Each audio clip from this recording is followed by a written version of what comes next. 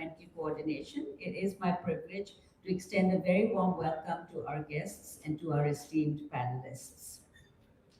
We have gathered here to delve into the transformative potential of nature-based solutions in addressing the challenges posed by climate change.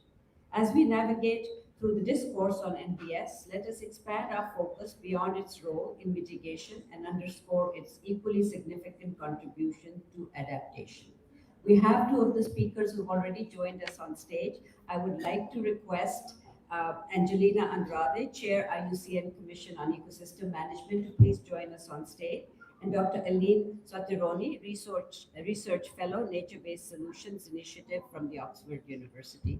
Thank you, panelists, for joining us. I would also like to extend a very warm welcome to Dr. Jahazeb Khan, Deputy Chairman of the Planning Commission of Pakistan and also Chairman Board of Directors in the RMF. Dr. Jahazeb Khan, it is my pleasure and honor to please invite you on stage to deliver the keynote. Thank you so much. Well, thank you very much, and very distinguished panelists and participants. Good morning. All has been said, so I think I would not repeat in the presence of such distinguished panelists, but the theme is very important. Talks about balancing human activities with development, and we've got a long series of time behind us in history to see how development has affected nature and has affected humans. There's a lot to learn there. And my personal sense is that any development which alters nature is not a development which would last and is beneficial to the not only human society but to all beings on this planet. So, I think that's a lesson that all of us have seen, learned, perhaps, and some are now trying to practice it in a manner which is different. Anything which is closer to nature is good for us. I think in our personal lives, there's plenty of evidence for healthcare, for well-being, for wellness. All these terms define a certain concept behind the aspirations that human beings have and the aspiration that other living beings have on our partners in life in this planet. So that overlay, I think, of what we in Pakistan have experienced in the recent past is a very vivid manifestation of devastation that it can bring. The changes which people were talking about since some decades now, we have seen the damage it can cause to ordinary people, to their lives, to their property, to their well-being, and to their aspirations. So the urgency is there, particularly for countries like Pakistan, which are unfortunately in the line of this catastrophe. We are one of the 10 most vulnerable countries, no fault of ours, but geographical location perhaps, and certain other factors. We are trying to do is to learn lessons, not to repeat the mistakes that have been made. I'll just give you one example. Till about 5 years back, we had hardly any coal-fired power plants, none, and we were very squeezed for energy. We didn't have energy. Sometimes load shedding was people were without electricity for 16 to 18 hours in some parts of the country, villages, distant habitations. And we didn't have any other choice. We did go for some coal-fired power plant. And then we ask ourselves also, why did we not do this for 70 years? I think there were sensible people who thought that Pakistan could do better with hydropower, with gas-fired power plants, perhaps some furnace oil also, which has relatively less emissions. So So sometimes these compulsions dictate those decisions that countries like Pakistan have to adopt. But more and more natural solutions are available. Our villages used to be always energized by biomass, perhaps in a raw form, but can be made more efficient. Likewise, our cities were energized by a lot of hydropower, as I mentioned to you. So energy conservation is picking up, and so is efficiency, and also the understanding that we are part of a global community and we have to work together.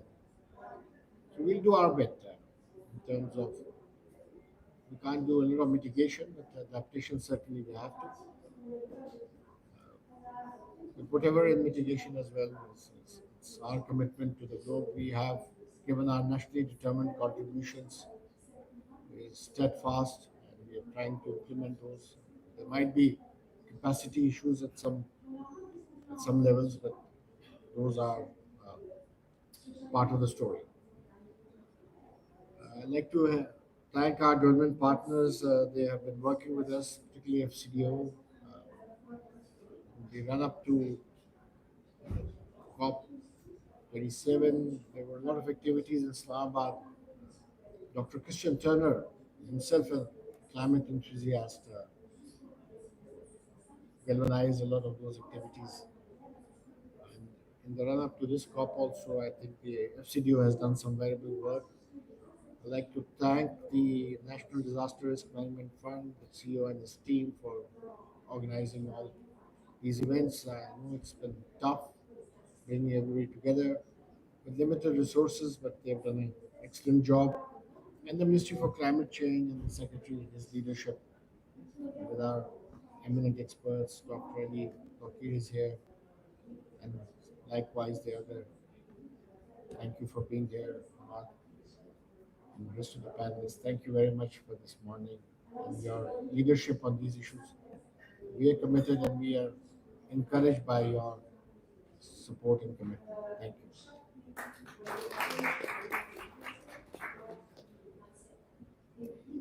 Thank you very much, Dr. Janze, for reaffirming the importance of nature-based solutions. And I quote you, closer to nature is good for us, it is good for human well-being, and it's good for the planet. Thank you for saying that, and I couldn't agree with you more.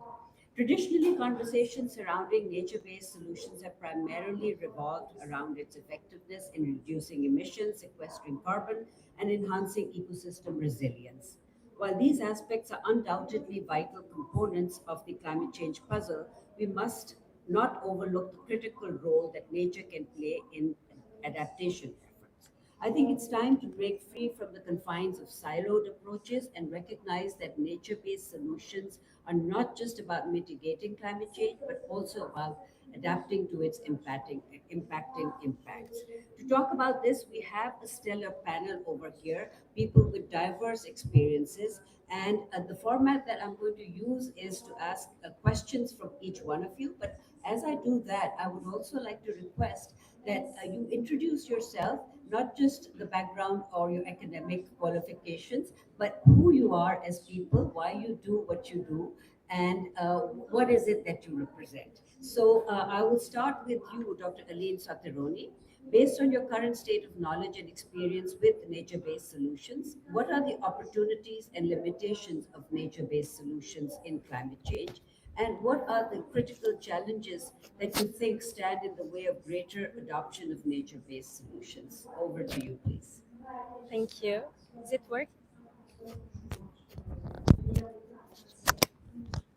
No? No? Sorry.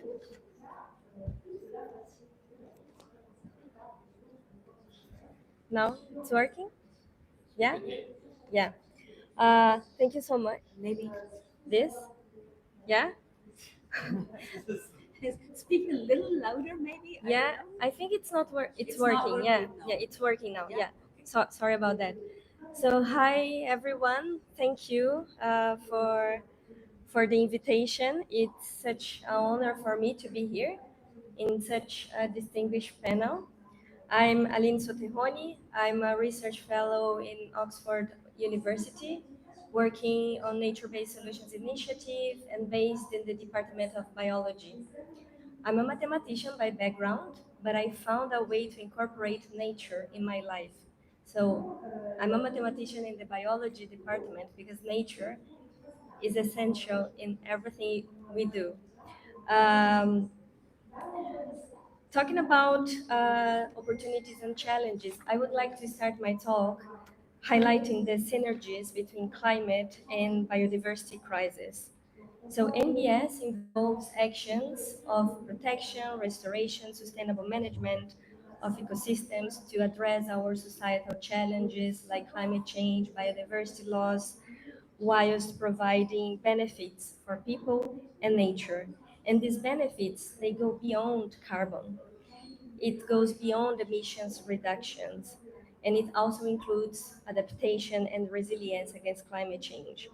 Examples of nature-based solutions include protection through avoiding deforestation, for example, agroforestry systems, mangrove restoration, and mangrove forests. They act as cost-effective natural coastal defenses against sea level rising, coastal inundation, and provides essential benefits that goes beyond mitigation.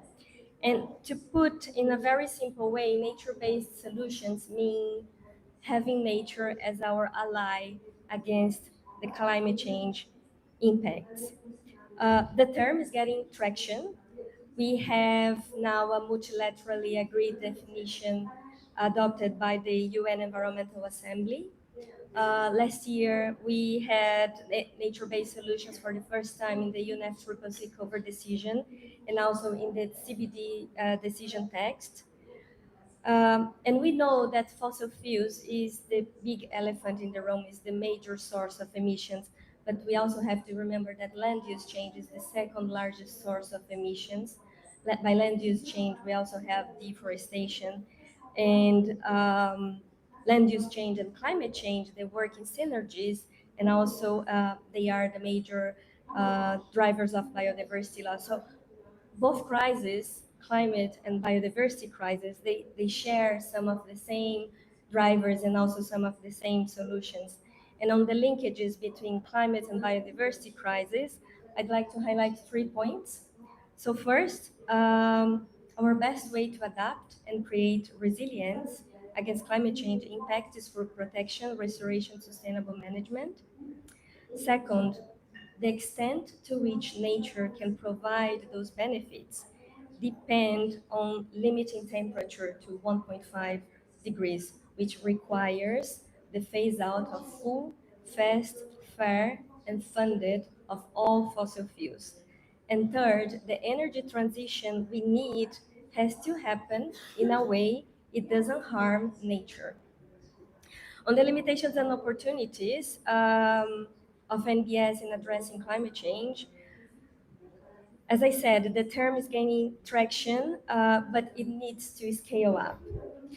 We also have an overemphasis on the planting trees or afforestation and monocultures with exotic species, and we have to have a wide range of ecosystems.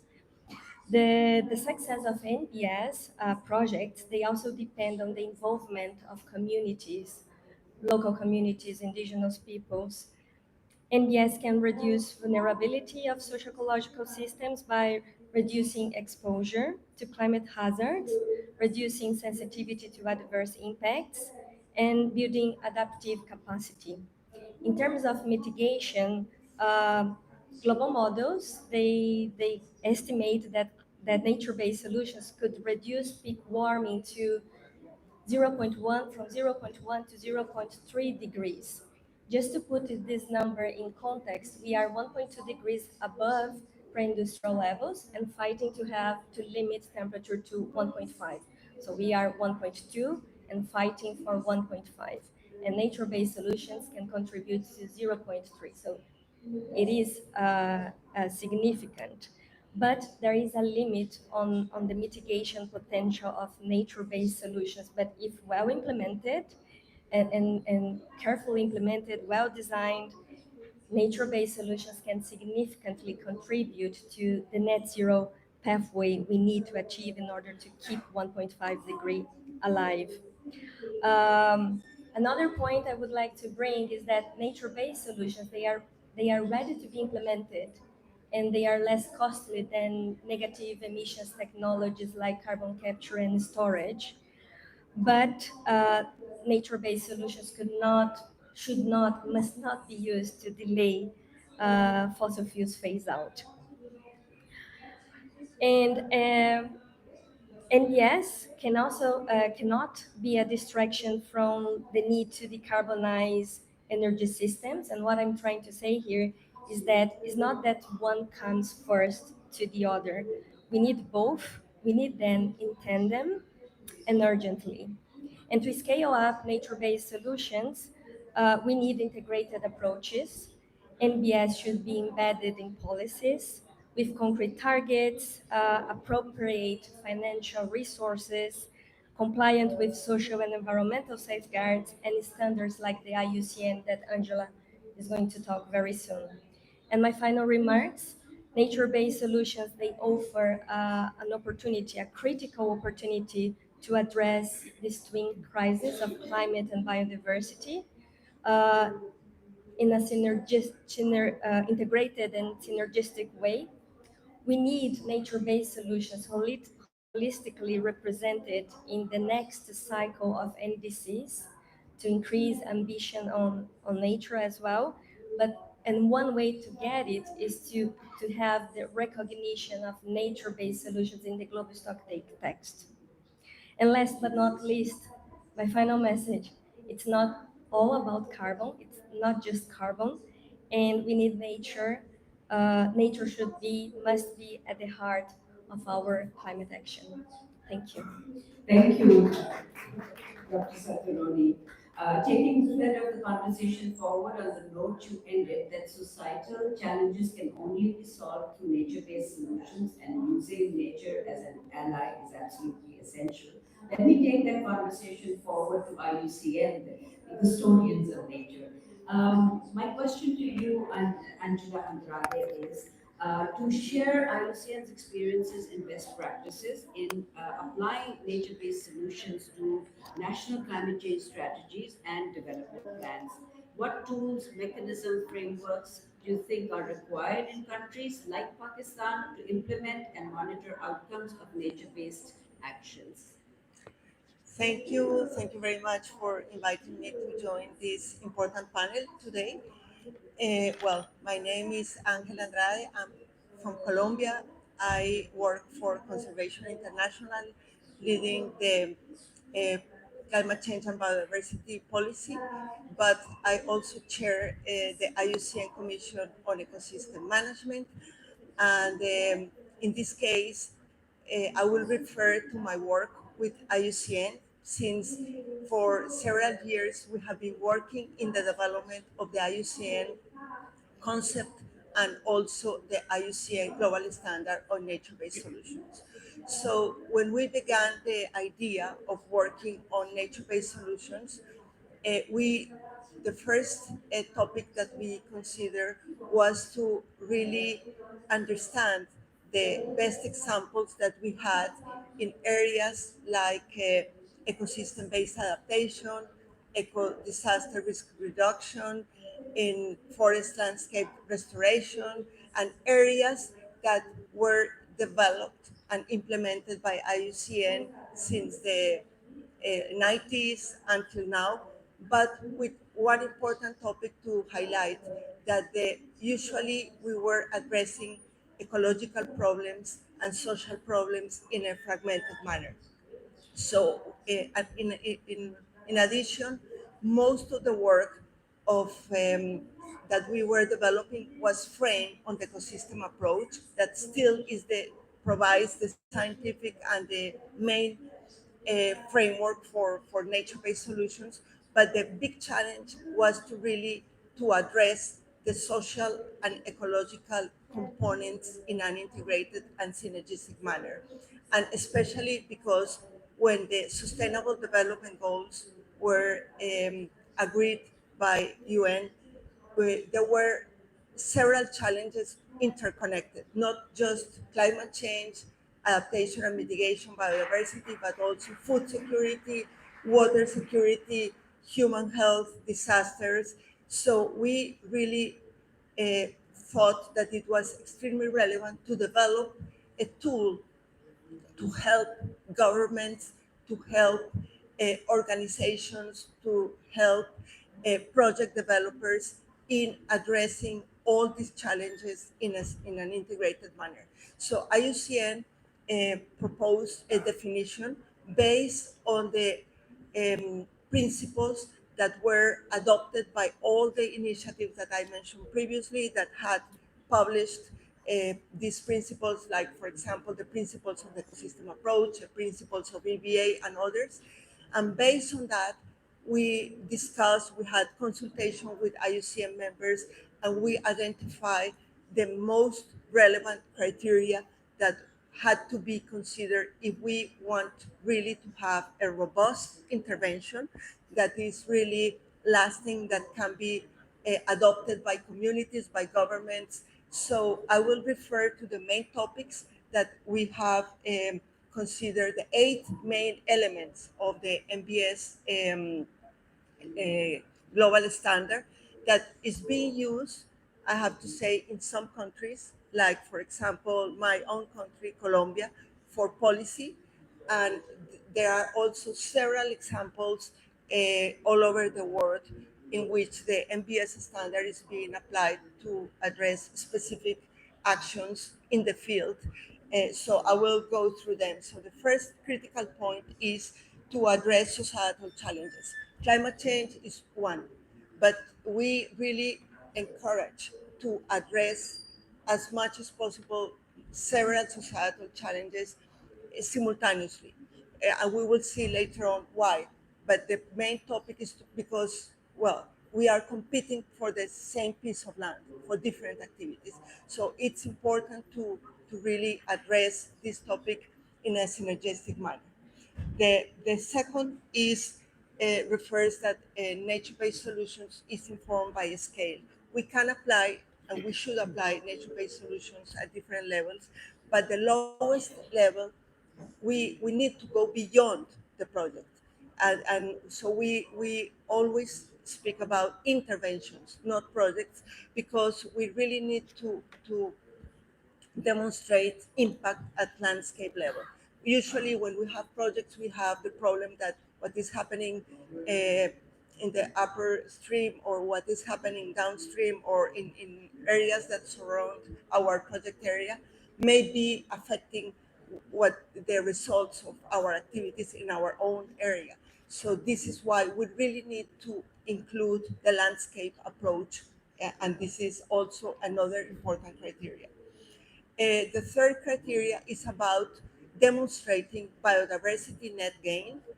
That means that we have the possibility to say, well, this was the land when we began our intervention, and this is what we have now, and this is how we can measure the net gain in biodiversity. But more important, ecosystem integrity. Ecosystem integrity is the best way to assess the status of the ecosystems. So we know that after 1.5 degree, we will be navigating in a different world, let's say, and so we are really aiming to keep the integrity of the ecosystems, and this is an important criteria that is usually addressed following another IUCN standard, that is the Red List of Ecosystems. The fourth criteria is about the economic viability of nature-based solutions.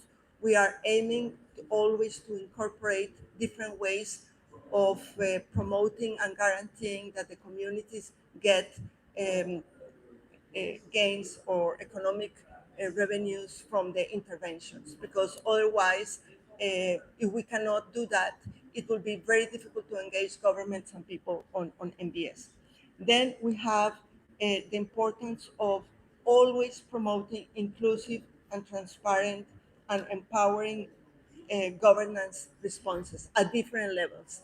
What we do at the local level, if it's not connected with a subnational level or a national level may be affecting the duration of the intervention.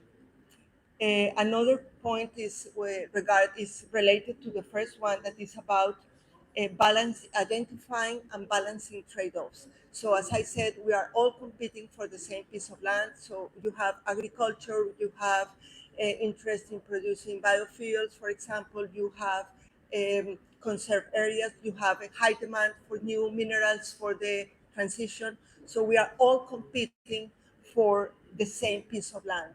And so the message here is that together with all the relevant stakeholders, we need to identify these potential trade-offs and balance them and agree on them and in a very transparent manner, because otherwise there will be sectors of the community or sectors of society, private sector, that may not be supportive in the long term. Another point is adaptive management. This is a process. This is learning by doing. So we don't have a recipe, sorry, for our work. We are learning from our own experience and based on this set of criteria and indicators. And last but not least, we have the need to mainstream the nature-based solutions. We have to go beyond the conservation community, and we have to really involve the nature-based solutions approach to all the sectors and to promote sustainability and to deliver directly on policy and planning. So this is why, for example, initiatives, as you mentioned in your question, we have initiatives that are promoting the implementation of nature-based solutions in policy. So the best way is really to influence the national policy strategies, but locally the land use plans of municipalities or states, it's extremely important, and this is also an important connection with the spatial planning target that we have adopted in the Global Biodiversity Framework. And so I think this is extremely relevant. And of course, the more we have initiatives that are using the standard to assess the performance of the implementation of MBS based on the IUCN Global Standard, it will give us a way to improve what we have already at this point. The standard was developed based on the best available science and practice, but every time, every 4 years, we are open for inputs, if there are, for new ideas to be incorporated, and make sure that the IUCN Global Standard really responds to the demands and the critical challenges that we are addressing. Thank you. Thank you very much, Angela Andrade. Did you have a presentation, Yeah, PowerPoint? well, it's there for, includes what I said. All right. So I Okay. think you can share it. All right. Thank you so much. Thank you so much for highlighting that ecological problems are social problems and addressing them in tandem is absolutely essential. That intersectionality, I think, is both important to highlight and relevant to apply. But before I ask Alicia Forsyth to speak, I think it's becoming increasingly evident to me from the conversation that finance is going to play a very important role in all of this. So may I request the CEO of NDRMF, Bilal Anwar, to join us on stage, because we have to hear what finance and the role of finance has to do in nature-based solutions.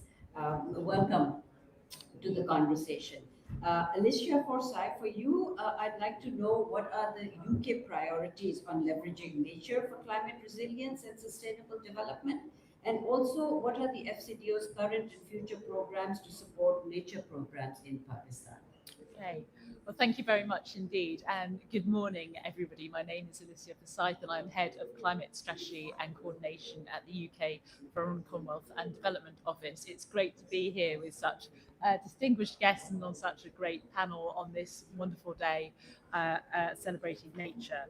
So, you know, for the UK, we very much see nature as key to tackling climate change. These issues are closely related. If you can, when we have biodiversity loss, that will accelerate climate change, and climate change accelerates biodiversity loss. You go into a negative cycle. But if we can preserve and halt and reverse biodiversity loss, then we get into a much a better space. So we are really keen that nature is thought out as an integral part of tackling climate change. That's why we put it very much at the heart of our COP26 presidency. And we're really, we've already started to talk about it. We're really clear that nature-based solutions are there to build resilience, to build adaptation to climate change. And yet, and we're starting to get to this, nature-based solutions receive a tiny percentage of climate finance and climate finance flows. And there's an issue there. For the UK, we remain completely committed to our £11.6 billion commitment to international climate finance, of which 3 billion will be for nature.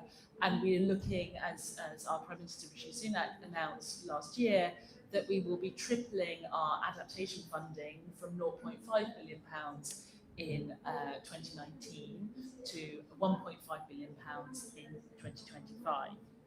In terms of what we're doing in Pakistan, we were talking about it when I first arrived. We very much see this as a partnership and a space to be working together. We were really, absolutely thrilled that Pakistan is part of the FCLP, and I know that there's been a sort of look at this key priority around forest fires, with the UK looking to help Pakistan develop early warning systems to prevent forest fires in Pakistan. I know that we're also looking to invest to help communities who are repeatedly hit by disasters, to help them better protect themselves and improve water use in communities which are particularly vulnerable to flooding. I'm deeply conscious this is a massive issue within Pakistan. And obviously within that, nature-based solutions are a key part of how we think about that, how we think about communities' resilience to disasters, how we think about how communities do water management when they are use when they are so vulnerable to flooding. I also know that the UK is looking to put climate finance to raise climate finance for nature-based solutions to really get the finance flowing. So I know that we've got the Climate Investment Fund for Pakistan, which is very much aimed at mobilising private finance to support and deliver Pakistan's NDC and Pakistan's National Adaptation Plan. This is a key part of our partnership with Pakistan, and we're really proud to be part of that. Stop there.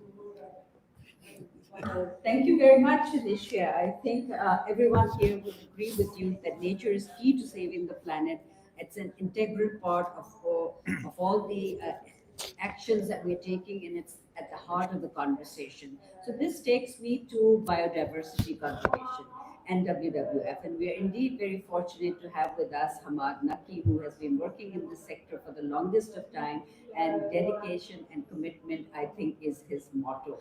Hamad, what I'd like to know from you is, what have been WWF and your personal experiences in implementing nature-based solutions in Pakistan? Because I know you face several challenges.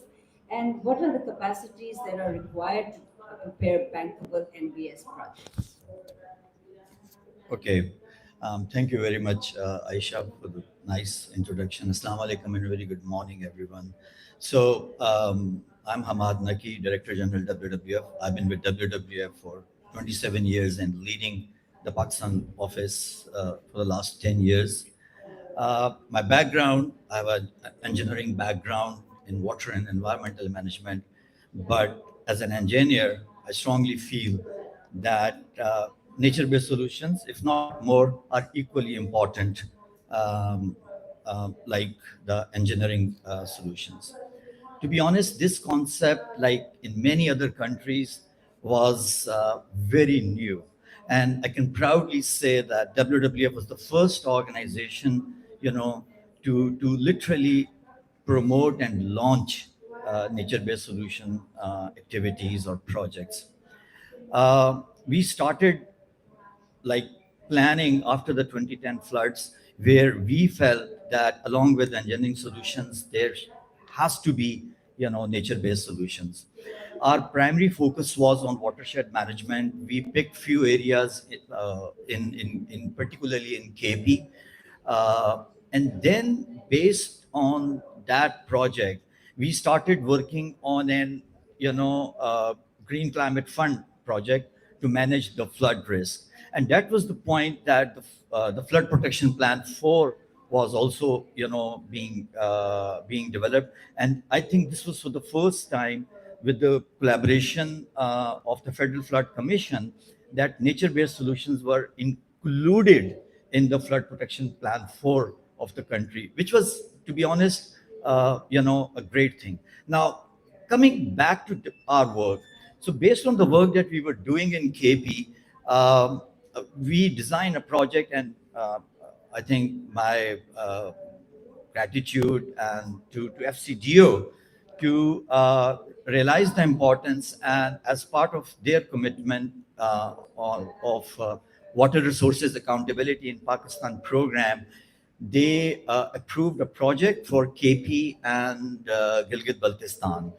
Again, the major focus was on to make the communities more resilient, to improve the livelihoods, because these were the communities who were most vulnerable if you look at the climate crisis being faced in the country.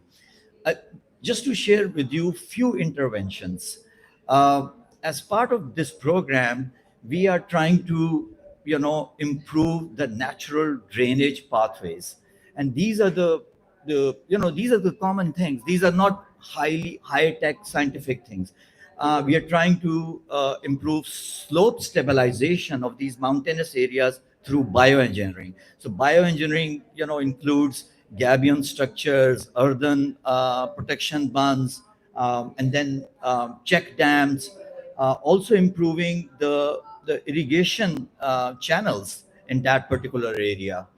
I think another component is where we are also trying to revive and protect some of the natural springs. So these are the interventions, I feel they are cost effective, they are simple, they are easy to maintain by the communities. The problem in many developing countries is that initially it was not part of your planning and development agenda.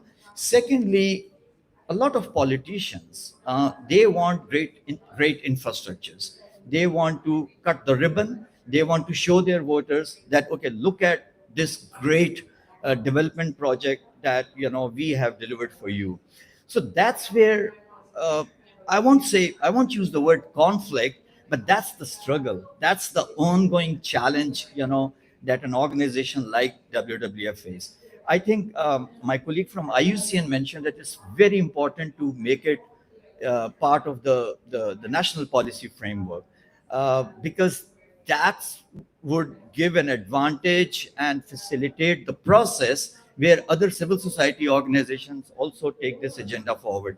And I think I gave the example of Flood Protection Plan 4, but I know through the projects funded by the World Bank and ADB, nature-based solutions are now.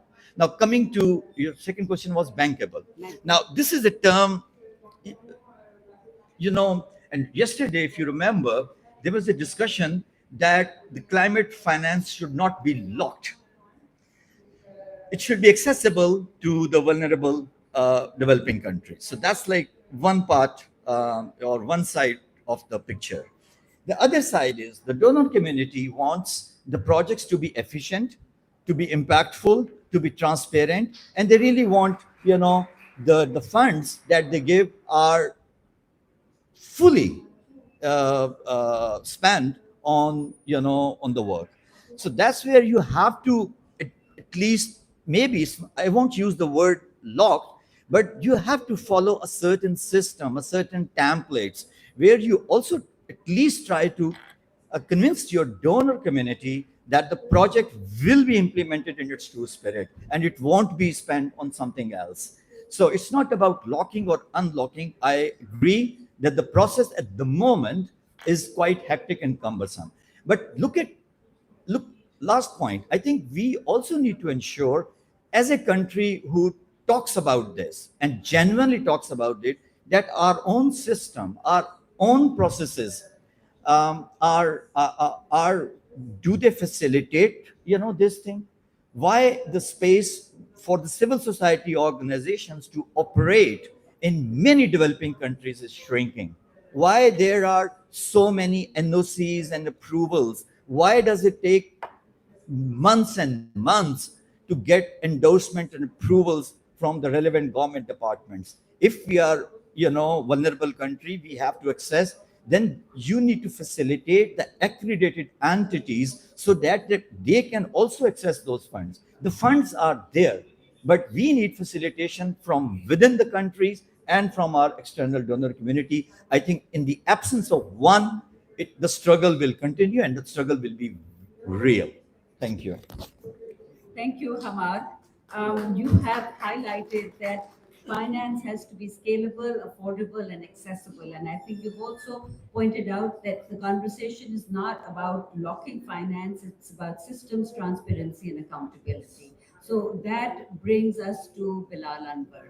The key to unlocking all the doors is finance. So, Bilal, what I'd like to hear from you is what steps can countries like Pakistan take to drive the integration of nature-based solutions to scale them and make them investment ready?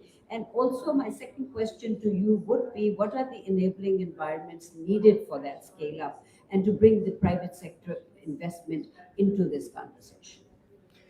Yeah, thank you very much. Thanks, Aisha. And colleague Hamad have already set the stage in terms of the finance and the kind of challenges which countries like Pakistan. And Pakistan is not kind of a uniquely positioned in that sense. Many countries in other regions, especially Africa and the small island developing states, are also grappling with a very similar kind of challenges as well.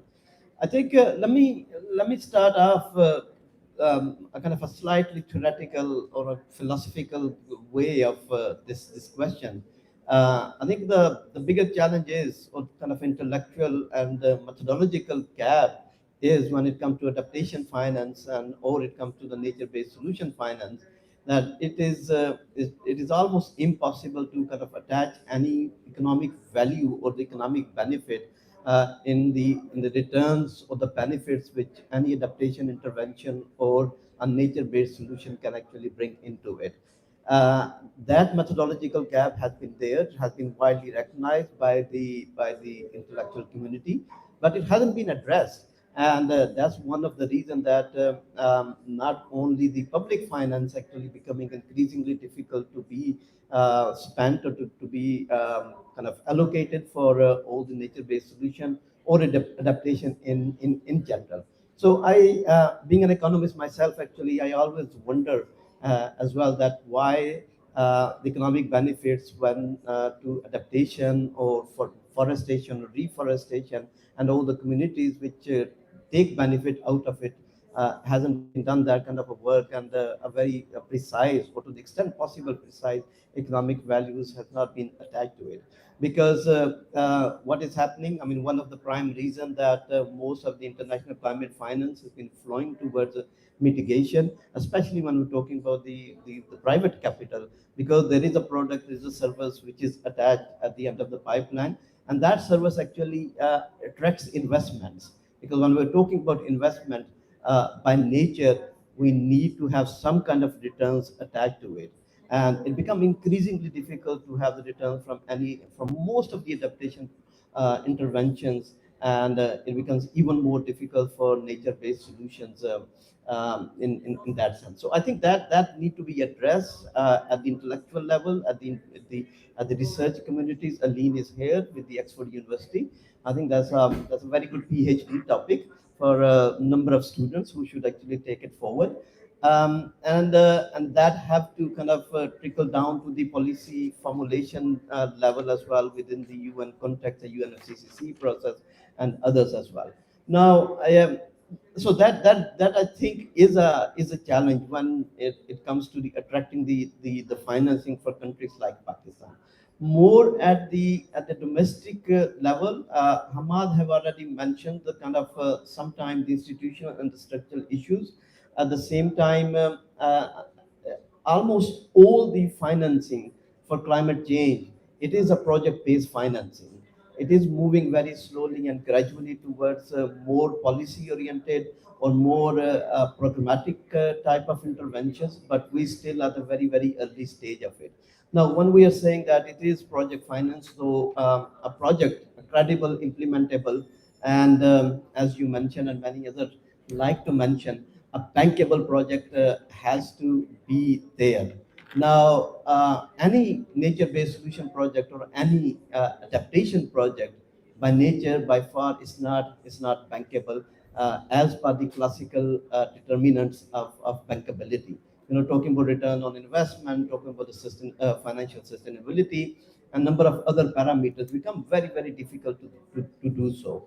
In Pakistan, in addition to that, we have a lot of potential because we are vulnerable country, and being our location, our geographical location, as well as the natural capital we have, especially when we're talking about our glaciers, our forests, a number of other ecosystem we have. So there is a potential there, and that potential need to be preserved and need to be protected. So this is something what we're talking about. Forestry becomes a slightly more kind of easier because of its sinks nature and the carbon it actually captures and holds down to it. At the same time, we know that the deforestation which has been happening. So the potential is there, but I think the attached problem is the capacity constraints, which Pakistan actually suffer, and many countries actually suffer because of the complexity which is involved there.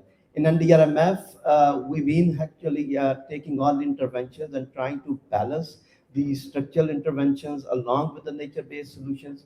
Although all those projects and all those interventions are very, very small, but at the same time, I think what we have done, the kind of contribution it has done into that particular field, is the providing the kind of proof of concept that it can be done in a balanced and a combined manner. And I think those kind of initiatives have to be taken forward, and we have actually forwarded them to other stakeholders, other our partner organizations, as they have taken up that as well. I think the scalability is going to come by combining and aggregating all these small interventions, and that's what we in NDRMF, in support with other organizations, we are actually carrying it forward. Thank you. Thank you, Bilal. I think what caught my attention was that finance and philosophy don't go hand in hand, but you've made some very cogent points to link money with intellectual capacity to plan for long-term investments. With that, we almost come to the end of this session, but before we do that, I would like our panelists to share some priority actions, short, medium, long-term, brief 2-minute statements, starting with you, Dr. Saturan. I will open the floor for Q&A after they make their statements. Yes, thank you.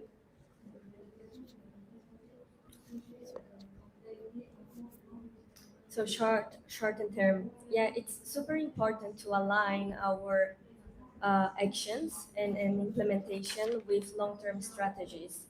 We have to keep in mind we need to keep 1.5, and it's also about net zero targets, net zero commitment. We have to reduce, and we have to keep that. But I in my research, I look at net zero pathways, particularly for Brazil, not for Pakistan, but it's almost the same.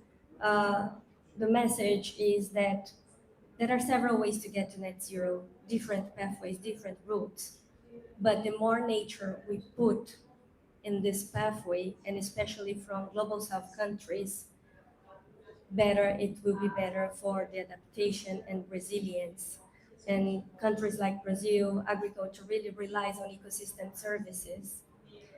We also have people like in the Amazon. We are seeing this year the extreme drought affecting the livelihoods of several people. The best way to adapt to these uncertain times and extreme events is with nature, hands in hands with nature. So we need governments, policies, and this long-term strategy.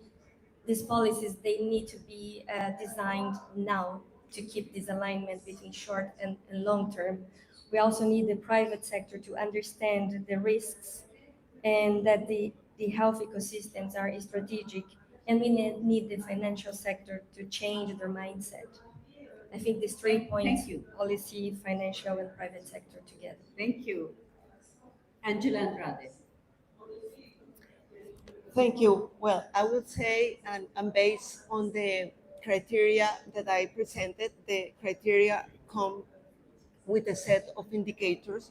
So it's an invitation to for the implementation of this framework of the standard, because the idea of the IUCN global standard is to support governments, national governments, local governments, regional governments, different sectors, also to support the private sector.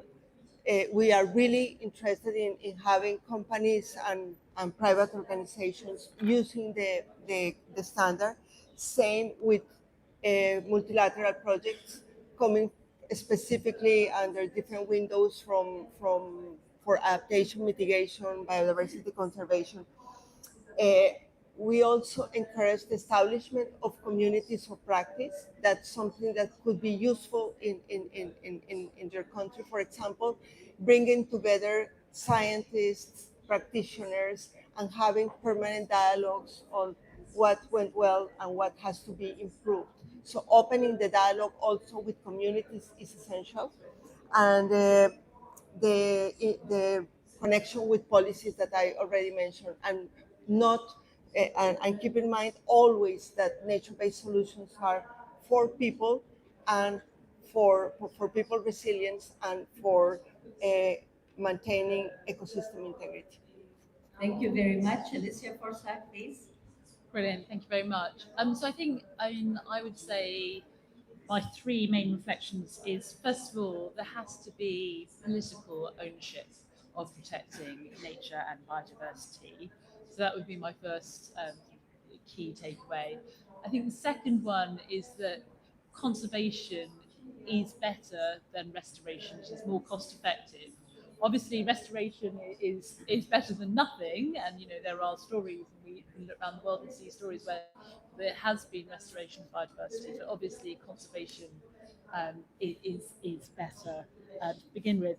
And then I think the third main thing I'd say, and we've sort of touched on it, quite a few speakers have touched on it, about how do we mainstream nature-based solutions in wider policies, wider solutions. It's how do you think about what is the policy here, what is the answer here, and how is nature-based solutions part of that? And that should just be a sort of a rule of thumb thinking about how we do this.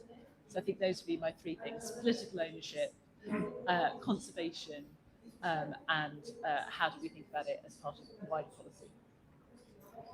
Ahmad. Yeah, I mean, a lot has been said, but quickly, I think the climate crisis is huge. So it should be clear that no single department, government, organization can literally address that. So that's where the collaboration is the key. And look at this platform, this panel: academic research, civil society, donors, planning commission, and a national fund. That's the collaboration which should be seen at the national level.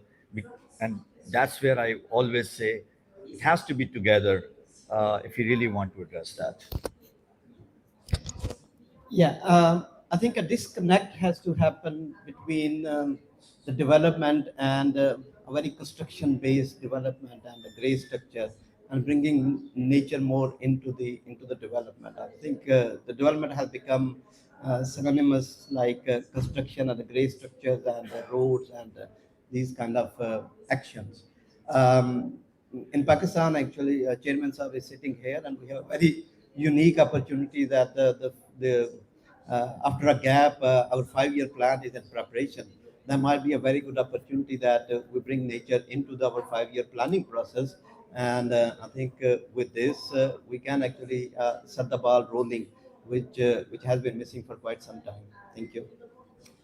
Thank you very much. With that, I thank all our esteemed panelists. It was a very stimulating conversation, and I think all of you made some very, very potent and insightful perspectives that were shared with the audience. I will now open the floor and go to the back first to the gentleman. Please identify yourself, and if you have a particular speaker that you want to address your question to, please address it to. Uh, can you have the mic? Peasant-based organization in Pakistan. I just like to have a small contribution to the discussion you just expressed here. Very interesting to hear you. Reality is, reality is that 90% of the flood effects of last year is not been compensated yet.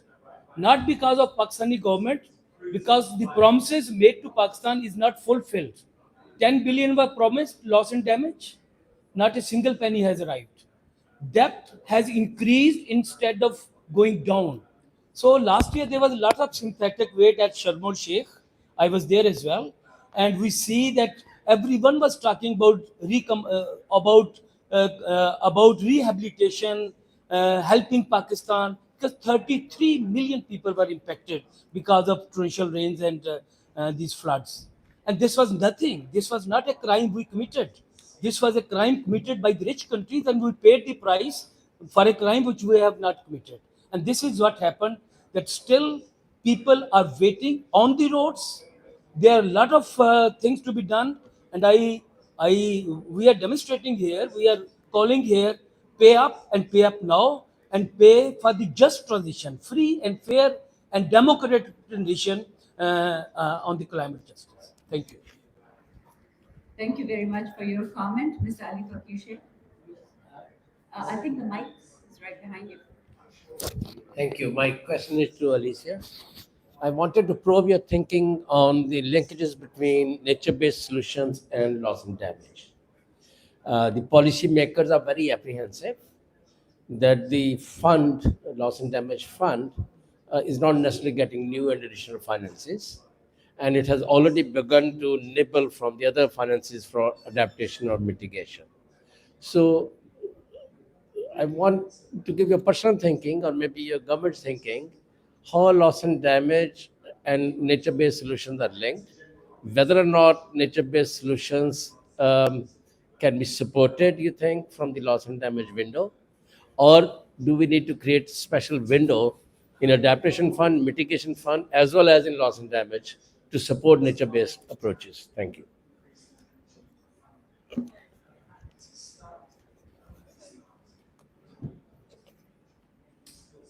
I'm just thinking about how to address that question. So, I mean, obviously,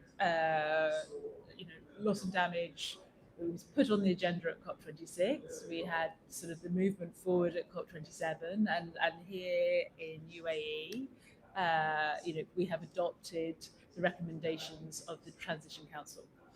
And that feels like we are making progress on this issue that we really recognise is a key issue, and we have seen many pledges to this fund, including the UK pledging up to 60 million pounds. So I mean, I feel that we have made a lot of progress in this space. The UK continues to be committed to spending £11.6 billion on international climate finance by 2026. And within that, we have committed, as I said, we have committed £3 billion for nature, and we have committed to increase our adaptation funding from 0.5 billion in 2019 to 1.5 billion in 2025.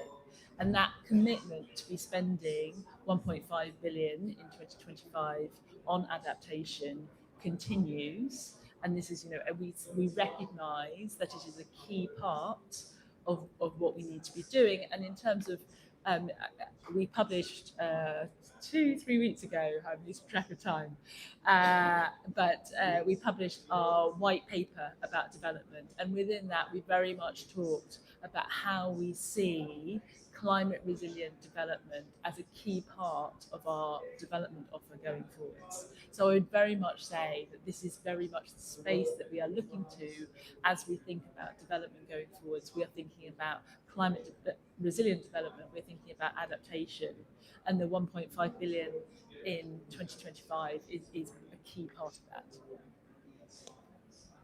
Yes, please.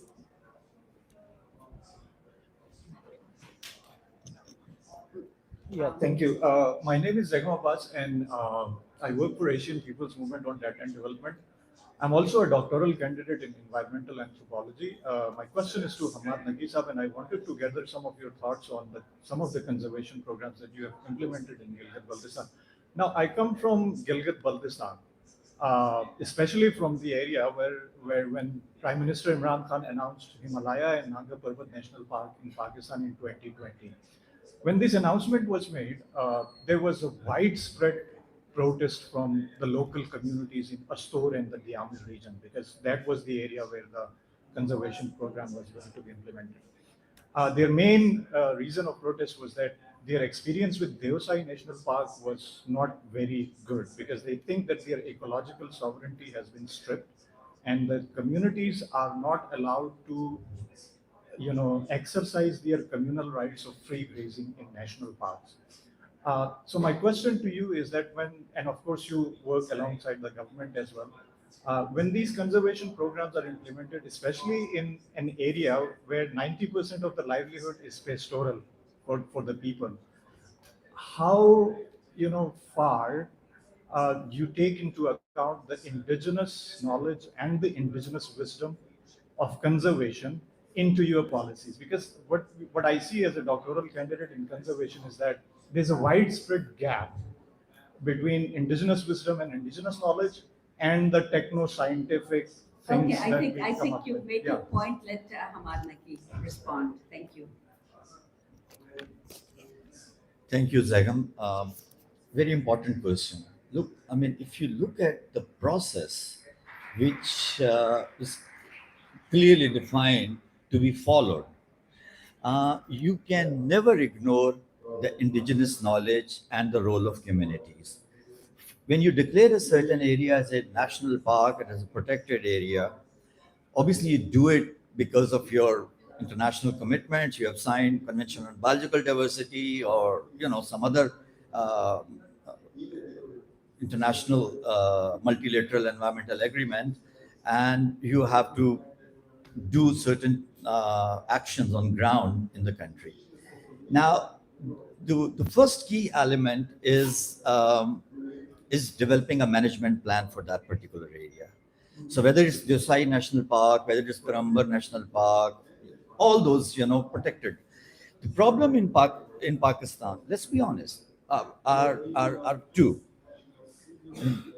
quite a few others, but related to this. In many cases, the indigenous communities are not involved in the manner that they should involve. That's number one, and I'll give you a couple of examples. The second is where okay, I forgot it. What was the second? Um, yeah, the second is where a lot of these protected areas are protected on paper. So we call them the paper parks, where you go and the boundaries are not defined, the do's and don'ts are not clearly defined. Now the grazing rights, and particularly where the Shamlat area or the communal forest, uh, I think that's critically important. And that's where the human wildlife conflict also occurs. Because it's traditionally and historically, these communities have been living with leopards, with markhors, with ibex, Marco Polo sheep, and they were the custodian of that wildlife. But then there were vested interests, the intruder, the people who, because of poverty, they also engage some of the local communities, and we know that, and they become also a partner. But there were two projects: the Mountain Area Conservation Project and the PAM, the Protected Area Management Program, where the communities were involved, the communities organized, the community. Take the example of trophy hunting. um, $10,000. It goes this time. It goes. I think it went to $150,000. $840,000. 80% goes to the community. 20% has to be spent on the needs of the community, but not So there's a model. There are models which are working, and the role of communities is critical. The problem arises when there's a stroke of pen. You change the boundaries. Where with the stroke of pen, you say that we need this much area for a certain purpose, and then neither the community nor the civil society is involved. So that's where I think the problem is, and that's happening in Deosai National Park. That's happening in your area in Karambar, in a lot of other places. So that's the challenge, and that's the challenge where the community and the civil society need to continue their struggle and work together. Thank you very much. My takeaway in the concept of deep ecology, man and nature interact and constantly modify each other. From today's conversation, it's very clear to me that in order for both of them to thrive in tandem, maintaining balance and harmony is going to be extremely important in all our intersections. To conclude this session, I would now like to invite Dr. Jahanzeb Khan to please come to the podium and give the closing remarks. Thank you so much to everyone.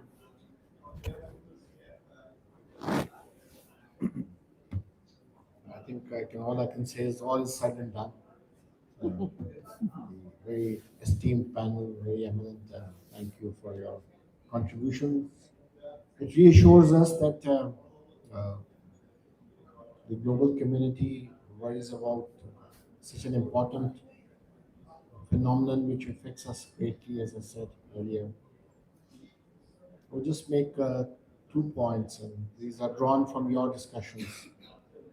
I think the first point is to look at how we can revisit and redesign the way we are developing and we are progressing, both in countries which have developed as well as those which are still developing. The existing model of development has had many setbacks, and we know that, so that as we move forward, we try to avoid those setbacks. Otherwise, what we see in so many countries is that they're following the path which is already known.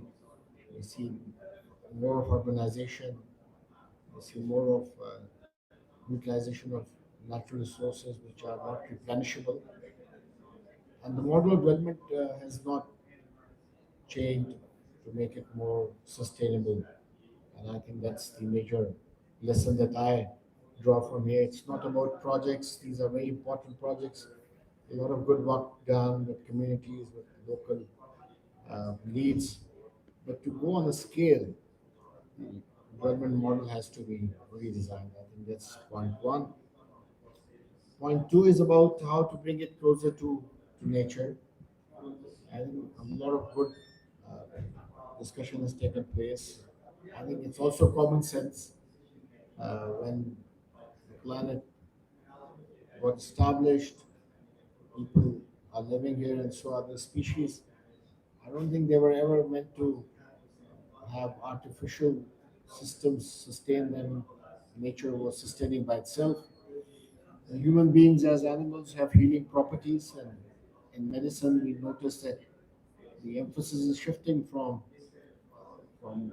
curative side to more preventive side to take care of the human body in a manner that it runs its natural course in a better manner. And I think that a lot of people are adapting to that kind of lifestyle where they're trying to heal from within and trying to lead a more meaningful life by not external props but by building up their own reserves. And I think that's very important because that's how nature designed itself. Perhaps along the line we have changed a few things which need to be now corrected. So the question on the uh, side of being closer to nature and not disturbing it to find our new needs is how to take it again to scale. The new buildings which are required, new highways, a new kind of habitations. All of those need to be again redesigned to make sure that they use more and more natural solutions. It's again common sense that we've seen that buildings are designed which do not have light, so we have to artificially lit them. They don't have the kind of ventilation that maybe communities knew 500 years back or 1,000 years living in very cold environment. They knew how to keep themselves warm.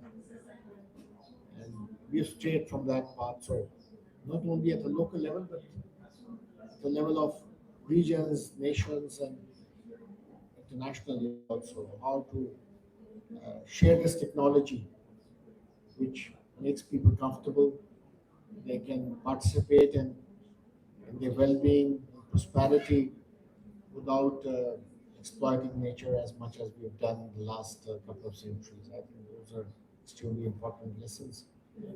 Um, Thank you very much for this very enlightening session, and I'm sure with your support, we'll continue this dialogue and also lead to action. We in the Planning Commission are more concerned with what happens on a daily basis as well. So from our perspective, this is very important because we are right now, as was mentioned, designing the next 5-year plan for the country. And these considerations must be a central part of the plan so that we are conscious of what could be achieved in this time span. I'll conclude by saying, and I think Ali Toki mentioned this, about the connection between the loss and damage and the natural solutions that we're talking about. I think if you can link up this as an incentive structure, that the quick disbursement of loss and damages should also incentivize communities and countries to find newer solutions. And we also share the technology. I think that would be a very good beginning for everybody. Thank you once again.